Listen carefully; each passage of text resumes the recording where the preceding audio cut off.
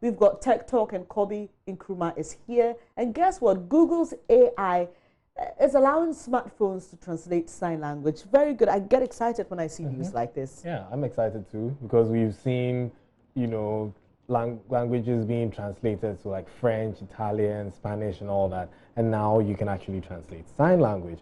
Now, this has been difficult because of the difference in hand sizes and the speed of hand movements and everything. But they're using artificial intelligence to detect them using the angles of the hand and not necessarily the sizes. So now, based on the angle that your hand is in and then the movement, it's able to predict what kind of sign you are trying to sign and then translate it into speech. So now we can communicate with people who have that disability. That's the good news. And so if you meet somebody who can't speak and signs, if you've got a phone, well, just try and figure out how to get. How do we get that? Is it an app? So it's still in development. It'll soon be rolled out to everyone. Okay, all right, that would be perfect. But there's also another interesting thing about mobile facial recognition, and a lot of people I know do not want to use that on their phones because of their own weird ideas of somebody catching them, beating them up, and just holding their phones to their faces and unlocking the phone. But this time round is something good because this mobile facial recognition caught a killer. Yes.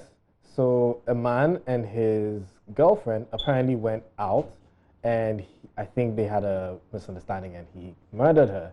And he tried to use her phone to make, to withdraw money.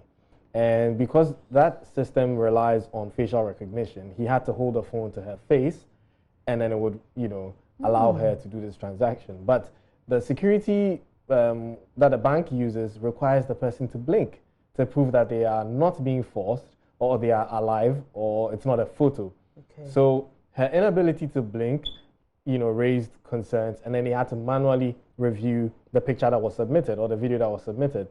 Now that video drew the attention of the security agents that there were marks on her face and on her neck that caused them to realize that the woman was probably injured or dead. So the guy was apprehended. I'm just wondering how, because he didn't use his face, so how was he linked to it all? Because they then did some investigation and found out that she had gone somewhere with this guy, and she had been missing, and she had actually sent a message to her employer saying that she was going to be away for a while. And you also need to verify the transaction with your voice. And he tried to mask his voice, and that also didn't work. That's why he got busted.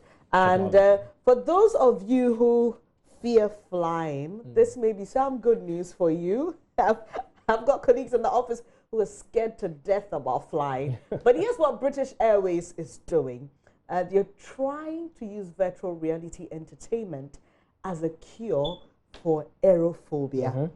That's interesting, isn't it? It takes your mind off the entire flying period.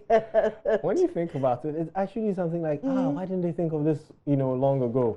Because when you're in a virtual reality space, you sort of forget where you are, and it takes you away. There are people psychologists that are helping people get over this fear, and they think that, but this actually takes them, they don't get the experience, so it's not good, but British Airways has started piloting it. Unfortunately, if you're in the economy section, you wouldn't benefit this. It's actually for first class, passengers. So if you want to experience this, you need to be in the first class. I'm sorry. That's not exciting. Or get your own VR.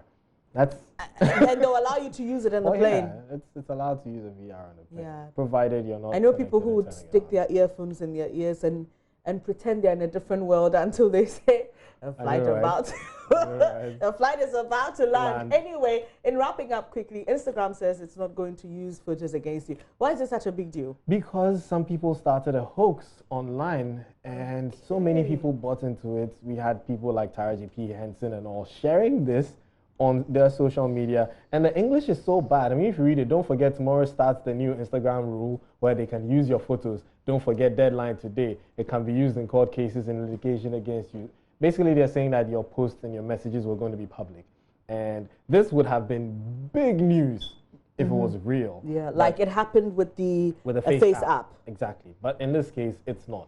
Instagram cannot use your pictures or your messages against you in court litigations and everything, and it's not going to make them public. So in case you're seeing this on Instagram, you're seeing it on social media going around, it is not true.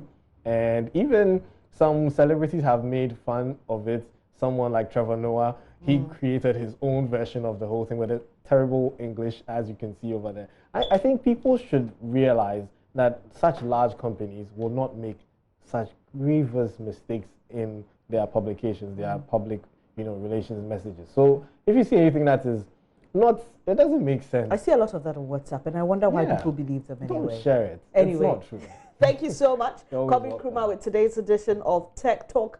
You're watching News Desk with me, Benis Abubeidu-Lansa. Coming up shortly in business, the Bank of Ghana released 20.4 billion cedis into circulation last year for transactions. We've got details shortly.